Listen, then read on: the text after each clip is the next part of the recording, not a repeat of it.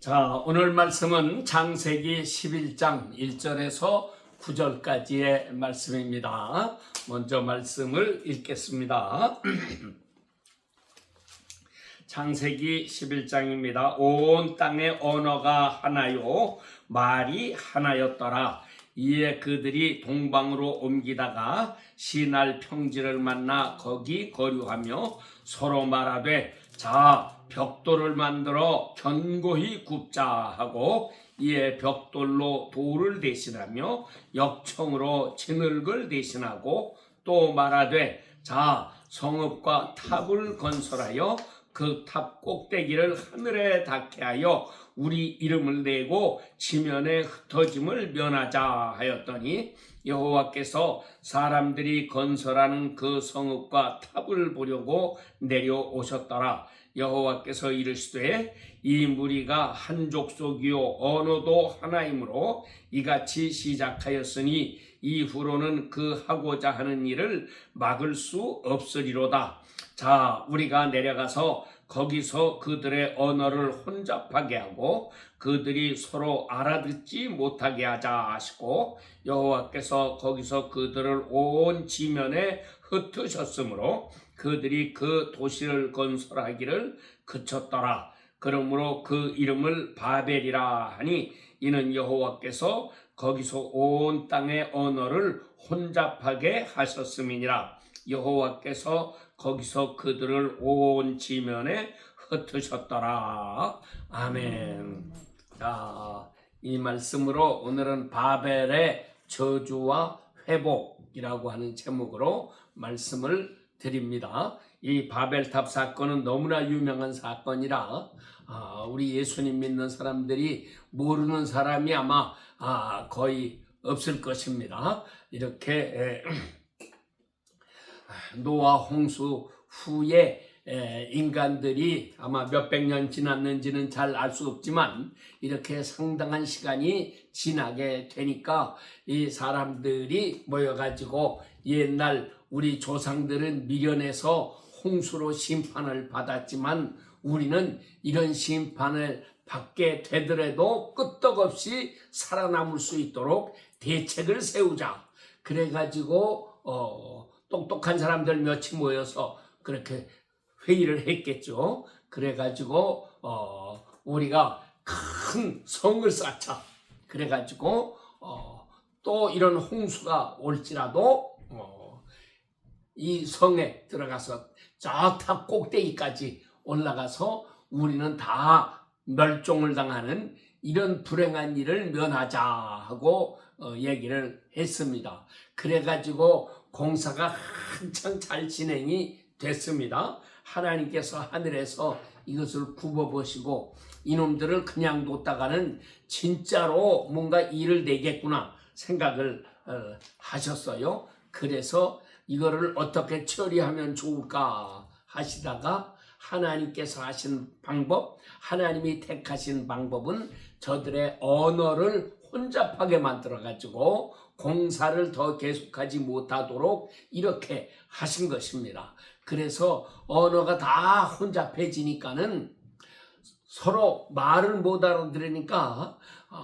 뭐 공사하는 사람이 뭐 물 좀 퍼올려라 그러면 물을 퍼올리라는 건지 흙을 퍼올리라는 건지, 퍼올린다는 소리도 또 무슨 소리인지도 몰라가지고 이렇게 말이 안 통하게 되니까 공사가 제대로 진척이 되지 못하는 거죠. 이렇게 해서 결국은 말이 다 달라지니까 아이고 도무지 일 못해 먹겠네, 우리 흩어지자. 그래가지고 말이 통하는 사람들끼리 이렇게 가족 단위로 해가지고서 다 흩어져 버리게 되었는데, 이렇게 해서 하나님께서 저들의 공사를 막으셨다. 하나님을 대적하는 못된 짓들을 막으셨다 하는 이야기입니다. 자, 그래서 우선 이 말씀을 통해서 인간들이 무엇을 잘못했느냐 하는 것을 여기서 찾아야지 합니다.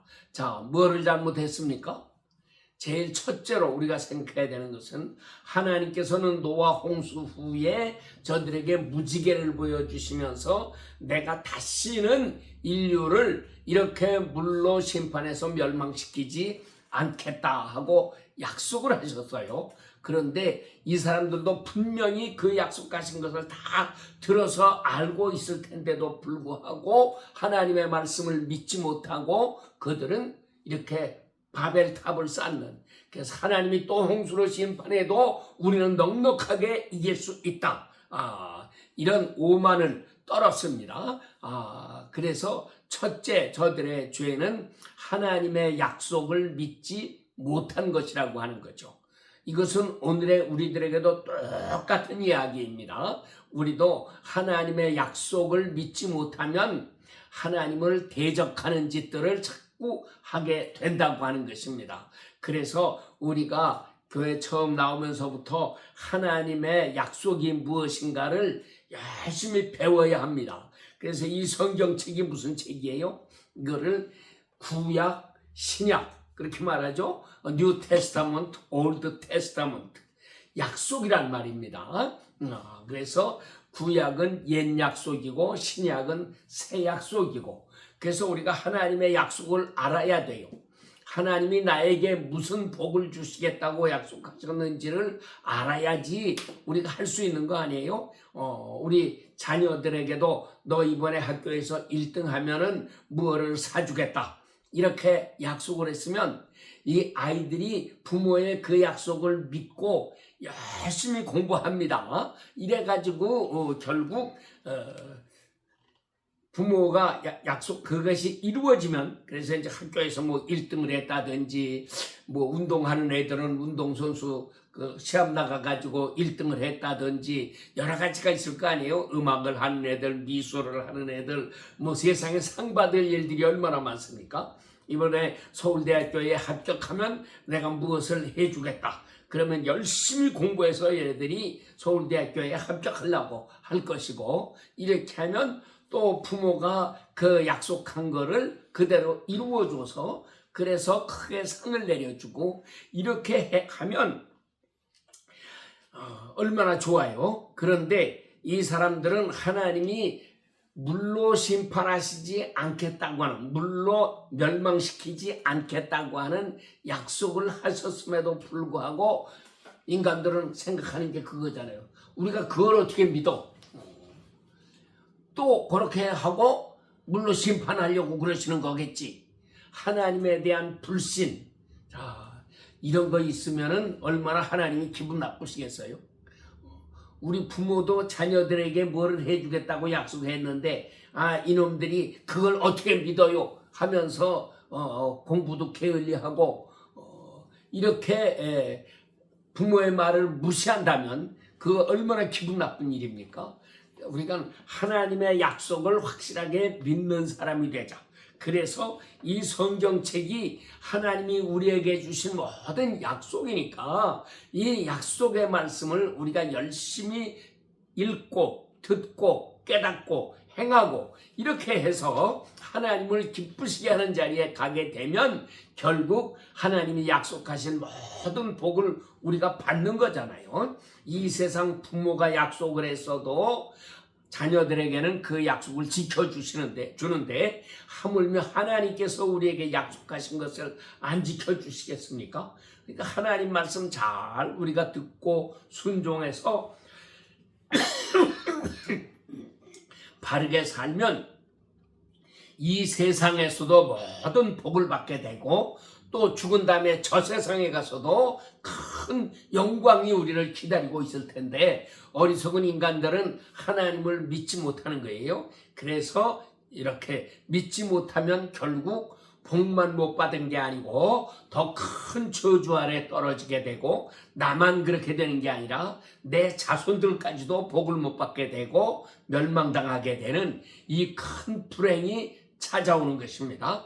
그래서 우리가 나도 이 말씀 잘 지켜야 되지만 동시에 우리 자녀들에게도 부지런히 가르쳐서 이 아이들이 더 큰 복을 받도록 만들어줘야 되고 또 그들의 자녀들이 하나님 잘 섬겨서 복을 받게 만들어줘야 되고, 이것은 우리의 큰 사명이고 가장 귀중한 일인 것입니다.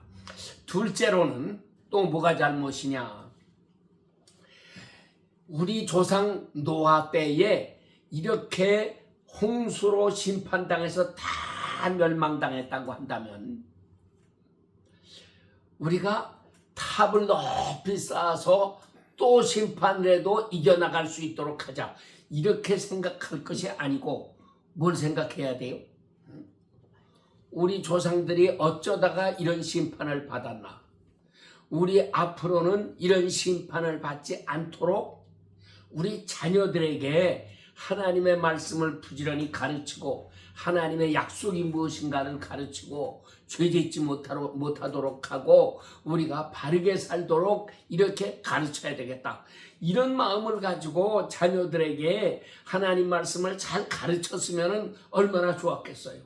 그런데 이 사람들은 하나님의 말씀을 믿지 못하니까 하나님이 또 심판을 해도 우리는 그거를 이길 수 있는 사람이 돼야 되겠다 하고 해법을 엉뚱한 데 가서 찾는 거예요.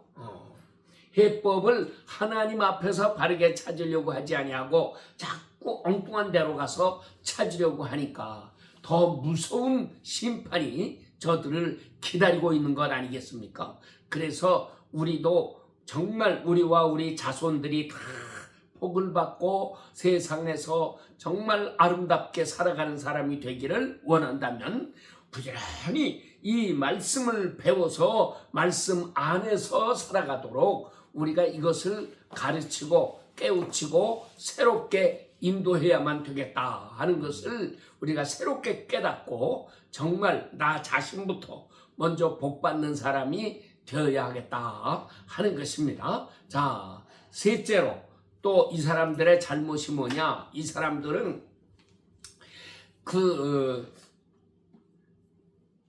바벨탑을 쌓기 전에 새로운 발명품이 있었어요.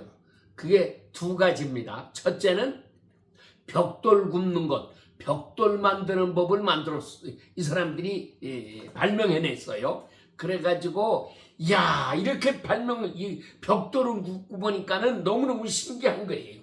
벽돌 척척 쌓아 올리니까 이게 얼마나 편하고 좋습니까?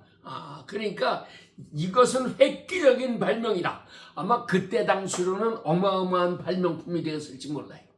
그래가지고 벽돌 만드는 것, 이것으로 해서 저들은 아주 자부심이 높아졌습니다. 또 하나는 뭐죠? 벽돌과 역청이라고 하는 거예요. 역청. 그래가지고 이거는 접착제입니다. 그래서 이렇게 벽돌을 붙여가지고 쌓아 올리게 되니까 너무너무 쉽고 좋으니까 이 발명품을 가지고서 그들은 자기들이 뭐 큰 거나 이룬 것처럼 하나님을 이길 수 있는 것처럼 자부심이 대단했고 이런 걸 자랑했습니다.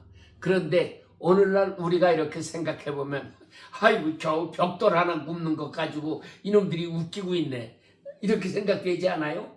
역청? 그게 뭔데? 지금 우리가 생각해도 얼마나 보잘것없는 겁니까? 근데 오늘 우리들은 사실 이 과학적인 새로운 발명품들로 인해 가지고 자부심이 대단한 거예요. 그래서 자동차를 만들고 비행기를 만들고 또 뭐 로켓을 쏘아 올려서 지구 바깥으로 나가고 달나라에 갔다 오고 저 화성으로 탐사선을 보낸다고 그러고 여하간 이 우주를 막 날아다니면서 이렇게 하죠. 이거 얼마나 대단한 겁니까? 이번에 우크라이나 전쟁이 나고 되니까 우리 한국 무기가 갑자기 각광을 받아가지고 얼마나 영광스러워졌습니까? 전 세계가 한국 무기 사겠다고 막 줄을 서고 있고 너무 놀라운 게 나타났고, 이번에 캄보디아하고 태국하고 전쟁을 하는데 처음에는 캄보디아의 습격을 받아가지고서 태국이 쫄딱 망할 뻔했는데 그런 속에서 태국이 한국의 무기를 썼습니다. 그래서 비행기에다가 이 미사일을 싣고 가서 캄보디아에 들어갈 필요도 없어요. 비행기가 태국 상공에 떠가지고서 거기서 냅다 한 방 쏘면은 이놈이 무려 100km를 날아가서 100km면은 얼마나 됩니까? 서울서 수원이 한 40km 정도 되는데 아마 대전까지는 못 가지 않겠나 되지만 여하간 100km라는 건 눈에 보이지도 않는 곳인데 이 포를 쏘면은 정확하게 거기에 그 GPS가 달려가지고 목표물에 정확하게 가서 때리는데 오차가 난다고 그래봐도 3m, 5m 정도밖에는 오차가 안 나고 정확하게 때린다고 하는 거예요. 그러니까 전 세계가 지금 이거 사겠다고 난리가 났어요. 한국에 와서 줄 서가지고 있는데 이게 뭐 하루아침에 막 100개, 1000개, 10,000개 찍어내는 것도 아니고 이거 하나 받으려면은 몇 달씩 걸려야 되고 몇 년이 걸려야 되고 다 이렇게 하는데 그럼에도 불구하고 한국의 무기를 사겠다고 이렇게 모여오는데 자 이런 무기 정도 만들어 놓고 우리가 자부심이 대단해지는 거죠. 야 정말 우리 한국의 기술이 엄청나구나 하는 거. 이번에 밀라노 동계올림픽에서는 우리 한국의 그 군인들 비상식품 이제 이게 아주 인기를 끌고 있다고 그러죠. 그래서 우리 군인들이 전투에 먹을 수 있는 비상식품인데 이거는 그냥 불 땡기기만 하면은 차가운 거를 거기서부터 뜨겁게 만들어 가지고 더운 음식을 먹을 수 있도록 이렇게 해준다. 이번에 밀라노에 혹한이 들여닥쳐 가지고서 음식이 전부 다 꽁꽁 얼어버리고 먹지도 못하고 난리가 났는데 한국 사람들만 뜨끈뜨끈한 음식을 그렇게 먹고 이렇게 해서 전 세계의 선수들이 한국 그 관에 다 모여서 줄 서가지고서 그 음식 좀 먹어보겠다고 이렇게 한다고 그러는데 이게 얼마나 놀라운 일인지 우리가 이 얘기를 들어도 야 정말 그런 게 다 있어? 하고 놀랄 일인데 그래서 인류 과학 문명이 여하간 우리가 상상도 하지 못했던 만큼 엄청나게 발전해 나가고 있습니다. 이렇게 발전하는 속에 우리는 자랑할 만도 하지만 그러나 그건 지금 우리가 자랑할 만한 거고 이게 만약에 10년, 20년, 30년 지나서 그 후대 사람들이 이렇게 볼 때에는 그거 뭐 별것도 아닌 걸 가지고 자랑을 하고 그랬느냐 이렇게 생각할 거예요. 사실 실제로 우리가 지금 아무리 발달되고 어쩌다고 해도 우리는 육신의 눈에 보이는 것만 보는 거지 우리 육신의 눈에 안 보이는 세계가 있잖아요.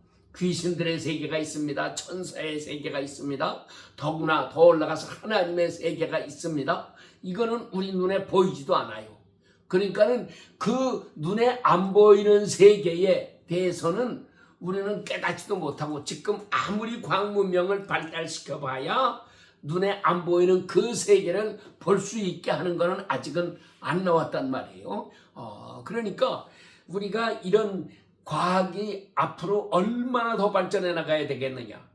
그리고 지금 과학 문명이 발달된 이걸 가지고서 우리 인간들이 뭐 대단하게 뭐가 된 줄로 생각한다면 이거는 얼마나 어리석은 생각인지 이거는 그런 착각 때문에 우리가 교만해지고 이것 때문에 우리는 스스로 뭐가 된 줄로 아니까 멸망하는 것입니다. 이렇게 해서 우리가 하나님은 얼마나 놀라우신 분이냐. 하나님이 이 우주를 돌리고 계시는데 우리는 별과 별 사이의 거리를 소위 광년이라고 하는 단위로다가 재잖아요. 광년이라는 것은 빛이 1년 동안 가는 거리를 1광년이라고 그래요.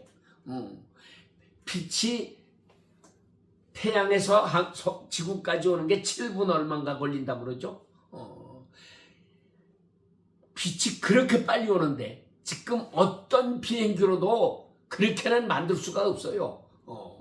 또 만든다고 해도 연료도 없고 그게 되지도 않는 거고 이렇게 하는데 하나님은 수백억 광년 떨어진 그런 별에서부터 여기로 이렇게 빛을 비추시고 우리에게 이렇게 깨달으라고 말씀을 하시는데, 인간들은 전혀 깨닫지 못하고 인간들의 보잘것없는 거 발명품 몇 개를 가지고 감히 하나님을 대적하고 우리가 하나님한테 이겼다 이따위 소리나 하고 있고, 이런 어리석은 짓을 하면은 우리는 큰일 나는 것입니다. 하나님 앞에서 더 겸손한 사람들이 되어야 하겠다. 이거를 우리가 마음에 새롭게 깨닫고 하나님 만나기를 힘쓰는 사람들이 되어야 하는 것입니다. 자, 또 뭐가 잘못입니까?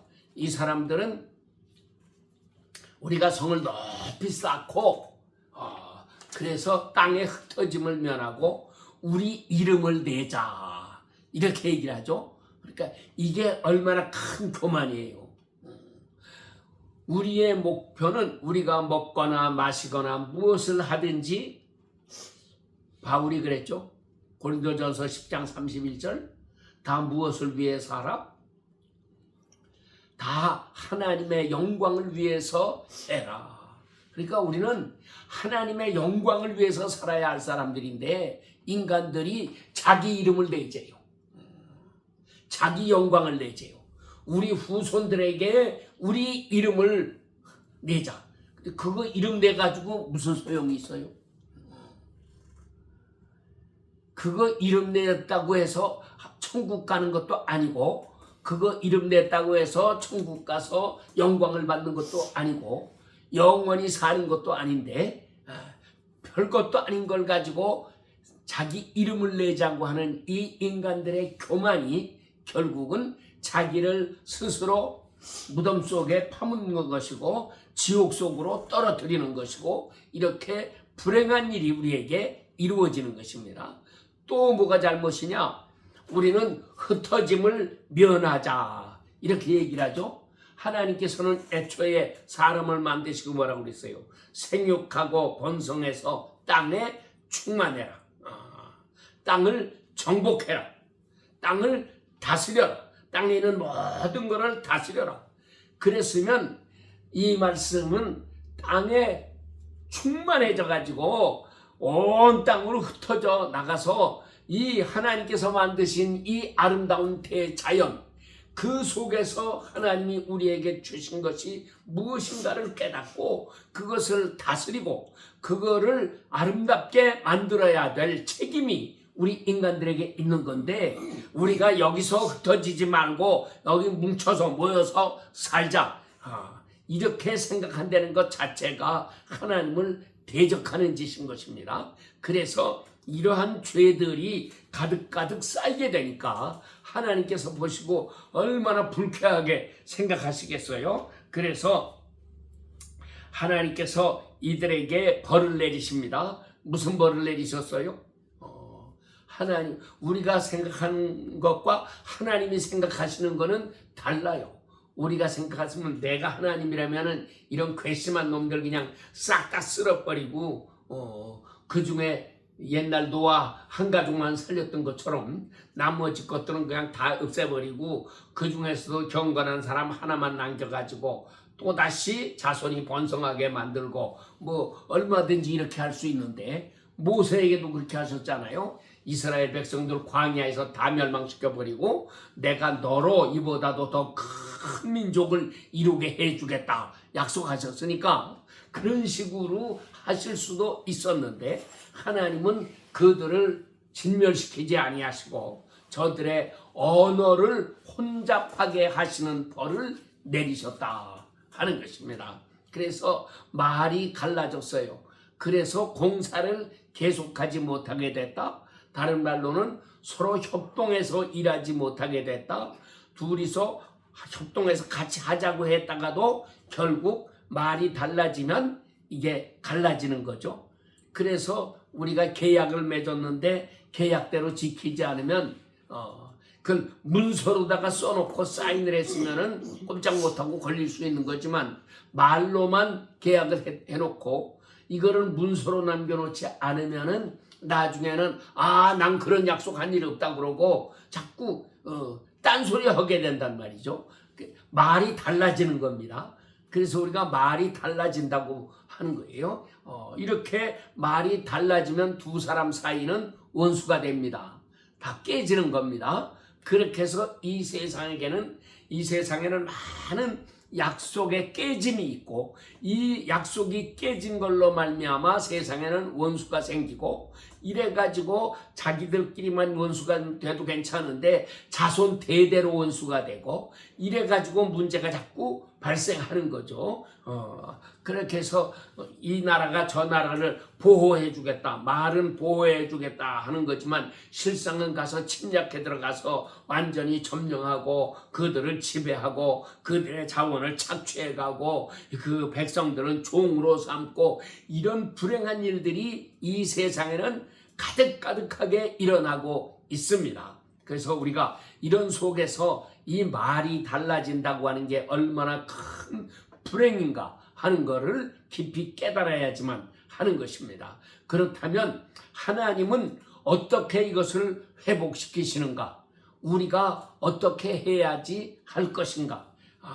이 중요한 문제에 이제 우리가 부딪히게 되는 거죠. 어떻게 해야 합니까? 이것은 첫째, 말이 갈라졌으니까 말을 우리가 배워야 돼요. 그런데 사람과 사람 사이에 맺은 약속도 이거를 다 문서로다가 해놔야지, 문서로 하지 않고 그냥 말로만 하면은 인간은 지키지 않습니다.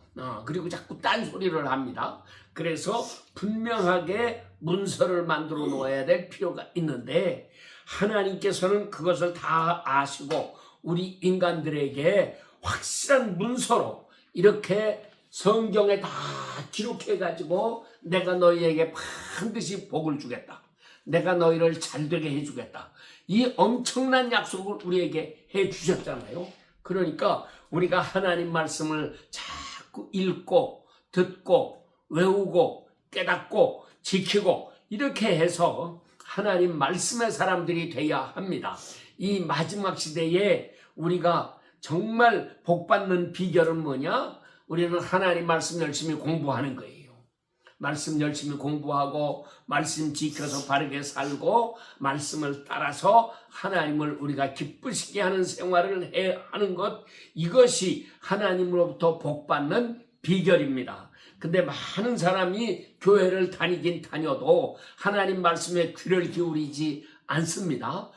그래서 예배 시간에 목사님들이 설교를 하지만 뭐 설교 뒤끝에 한 30분 하고 그저 끝나버리고 마는데, 그나마도 정말 우리 마음에 새길 수 있도록 이렇게 말씀을 심어주지 못하고 그냥 만담이나 하고 재미나는 얘기하고 웃기기나 하고 자꾸 이러다가 끝나버리면은 하나님의 말씀이 없어, 약속이 없습니다.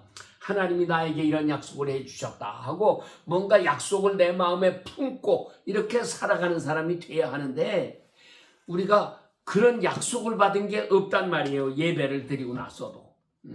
그래서 그렇게 되면 약속을 받은 게 없으니까 하나님과 나 사이의 관계가 약속 관계가 되지를 못합니다. 그러니까 나도 하나님 말씀을 안 지키고 사는 거고 지켜야 될 필요가 없잖아요.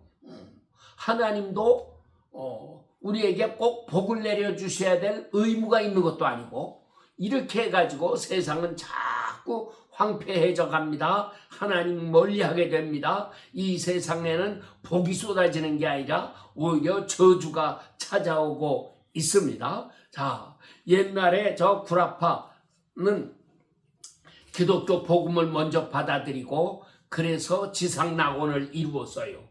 독일에서 개혁을 일으켜가지고 이것이 북쪽으로 이렇게 올라가게 되고 주변 남쪽으로도 가니까 이쪽 옆에 있는 네덜란드, 벨지움, 룩셈부르크 이렇게 하고 그 아래로는 스위스, 오스트리아 뭐 이런 나라들로 가고 이렇게 하고 북쪽으로 더 올라가서 스웨덴이라든지 노르웨이라든지 핀란드 이런데, 또 서쪽으로 가면은 영국, 이렇게 해가지고 그 나라들이 기독교를 받아들여서 예수님 잘 믿고 정말 이 복음의 꽃을 피웠던 나라들이 저 북서쪽 쪽에 있는 구라파의 나라들, 이런 나라들이 세계에 제일 가는 나라들, 지금도 선진국이라고 그러죠. 이 사람들은 자부심이 대단한 사람들입니다. 이렇게 되었었는데 오늘날은 이 사람들이 신앙이 타락하게 되니까 거기가 전부 도둑놈 천국이 되고 말았잖아요. 이번에 밀라노 동계올림픽에도 보니까는 하여튼 이태리에 얼마나 이 소매치기 도둑놈들이 많은지, 그러니까 경찰을 더 많이 늘리고 이렇게 단속을 하려고 해도 뭐 하나 물건 잃어버렸으면 신고해봤자 찾아줄 수 있는 길이 없는 거죠. 이렇게 혼돈입니다. 그리고서도 더 살기 어렵다고 야단들을 치고 있고, 왜 이렇게 됐는가? 하나님의 약속을 버리니까. 하나님도 그들에게 약속하신 게 없는 거고, 약속을 옛날에 하셨어도 그들이 약속을 버리니까 하나님도 약속을 지켜주신 의무가 없는 거고, 결국 이래가지고 더 불행한 상태에 떨어지게 되는 것입니다. 그런데 하나님께서 이 태평양 건너 한국 땅에 이 놀라운 약속을 주시고 한국의 신실한 성도들이 이 약속을 붙잡고 하나님 말씀 잘 지키겠다고 하고 살고 이렇게 되니까 하나님이 한국 땅에 복을 막 쏟아 부어주시는 거잖아요. 이 마지막 때에 하나님이 우리나라에 얼마나 놀라운 복을 부어주셨는가. 그래서 우리가 미국에 이렇게 살지만 여기 이 나라가 하나님의 약속을 지키고 하나님 잘 섬겨서 세계에 1등 가는 나라가 되었는데, 이 좋은 나라에 살면서 우리도 하나님 정말 잘 섬겨서 하나님이 약속하신 모든 복을 받고 우리 자손들에게 대대로 이 엄청난 복을 물려줄 수 있는 사람들이 되어야지만 하겠습니다. 그래서 이렇게 우리가 살아야 되겠다. 말은 하나님은 말씀을 주셨는데 인간들의 말을 혼자 파괴하셨다. 인간들이 말을, 그러니까 하나님 말씀을 안 지키는 자가 되고 이렇게 저주를 받고야 말았습니다.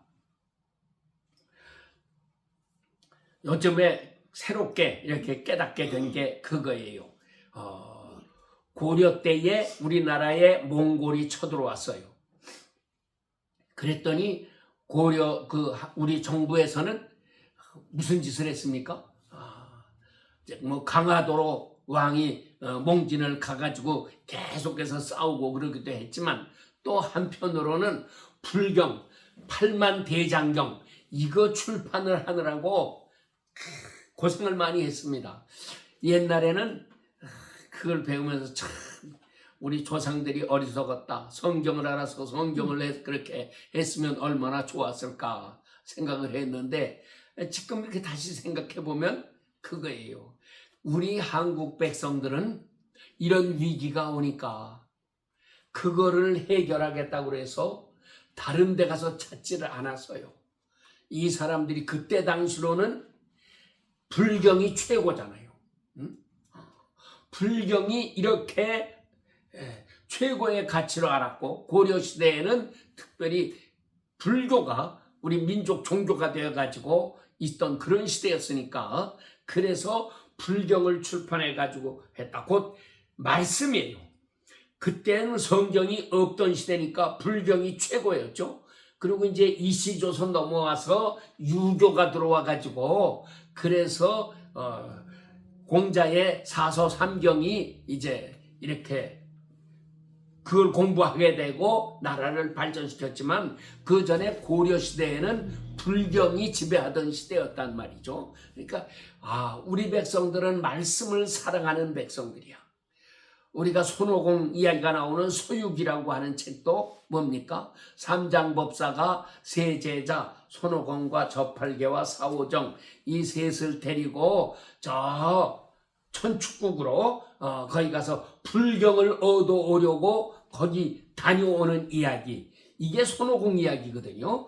근데 가는 동안에 많은 어려움을 겪고 이렇게 해서 드디어 가서 성공해가지고 불경을 가지고 와서 그러니까 우리 백성들을 어떻게 행복하게 살 수 있을까? 옛날 사람들이 이거를 고심하다가 생각해낸 게 최고의 가치가 불경. 이걸 가지고 가르치면은 우리 백성들을 바르게 살게 만들 수가 있겠다 한 거죠. 그런데 우리가 기독교의 입장에서 그때를 보면은 어리석은 사람들이다라고 생각하고 이렇게 비판할 수도 있지만 그때 당시로는 불경이 최고였으니까 그때는 성경이 없었던 시절이니까 그러니까 지금으로 친다면 우리가 나라에 위기가 왔다, 어려운 일이 생겼다, 가정에 어려운 일이 생겼다, 뭐를 해야 돼요? 이제는 불경이 아니고 우리는 성경을 가지고 있는 사람들이잖아요. 그래서 우리가 성경을 열심히 읽고 이 성경을 공부하는 사람이 돼야겠다. 이것이 중요한 것입니다. 이번에 브라질을 가서 거기 우리 선교사님들하고 같이 이야기를 하고 했는데 우리 선교사님들이 작년 내가 3월에 갔다 왔을 때 성경 많이 읽어라 하는 얘기를 했더니 이분들이 이제 그 후로 성경 읽기 모임을 만들었다고 그래요. 그래가지고 성경을 열심히 읽어서 지난 1년 동안에 뭐 5독 했습니다. 6독을 했습니다. 7독을 했습니다 하면서 나한테 얘기를 하고 지금도 계속해서 일주일에 한 번씩 모여가지고 이런 성경 읽기 모임을 하고 있습니다. 우리 선교사님들은 성경을 열심히 읽을 필요도 없고 어려운 설교를 해야 될 필요도 없고 그저 쉬운 설교하고 전도하는 게 첫째 중요한 거니까 이렇게 해서 자칫하면 우리가 성경과 멀어지기 쉬운데 우리 선교사님들이 이 성경을 열심히 읽는다는 게 얼마나 아름다운 일이에요. 그래서 성경을 읽는다고 깨닫는 것도 아니지만 옛날 우리 조상들은 그렇게 가르쳤어요. 독서 100편이면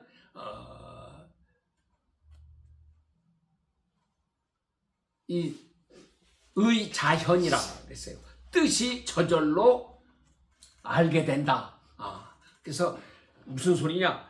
책을 자꾸 어렵다고 그러지 말고 그때 이제 사람들이 얘기하는 거는 이 유교 경전이겠죠. 사소삼경 같은 거. 그 얼마나 어려워요. 전부 한자로 된 거 읽기조차도 어려운 건데 그거를 100번을 읽으면 뜻이 저절로 깨달아진다. 그런 말씀이에요. 그러니까 어렵다는 소리 자꾸 하지 말고 어려운 게 아니야. 열심히 읽으면 깨달아지는 거다. 그래서 성경도 이게 쉬운 책이 아니지만 열심히 읽으면 하나님께서 깨달음을 주시고 우리에게 복을 주시는 것입니다. 그래서 우리가 성경 많이 읽는 사람들이 되어야 하겠고요. 둘째로는 우리가 오순절에 하나님께서 성령을 보내주셨는데 성령이 임하시니까 거기에 모여있던 사람들이 다 성령의 충만함을 받고 각각 다른 방언으로 말하기를 시작하더라. 말이에요. 또 말.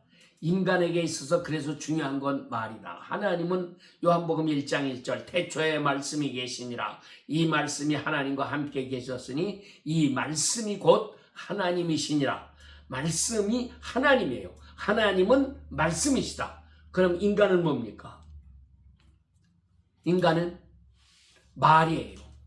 인간은 말씀이 아니고 인간은 말이에요. 그래서 말 한마디로 천냥빚도 갚는다. 말 한마디 잘못하면 살 사람도 죽일 수 있고 말 한마디 잘하면 죽을 사람도 살려낼 수가 있고 우리 인간에게 있어서 가장 귀한 무기는 말이라고 하는 거죠. 그래서 이 말을 살려내야 되는데 바벨탑 사건 이후로 인간들의 말은 사람을 흩어지게 만들고 원수되게 만들고 죽이는 것이 되고 이렇게 변했어요. 그러나 예수님이 오셔서 우리에게 성령을 부어주심으로 말미암아 우리의 말을 새롭게 변화시키시는데 살려내는 말을 말씀으로 만들어주시는 거죠. 그래서 말씀은 우리를 살려내는 하나님의 능력이 되는 거다. 그래서 우리가 평소에도 하나님 말씀 열심히 읽고 성령 충만함을 받기 위해서 우리가 기도 많이 하고 그 전에 우리가 회개하고 이렇게 새롭게 변화를 받는 사람들이 돼야 하겠습니다. 그래서 마지막 때는 하나님이 분명히 이 역사를 우리 가운데에 이루어 주십니다. 바벨의 저주에서부터 새로운 축복의 새 세계로 우리를 이끌어 주시는 이 거룩한 대열에 우리가 앞장서서 참여하고 하나님께 귀하게 쓰임 받으시는 이런 분들이 다 되시기를 축원합니다. 아멘.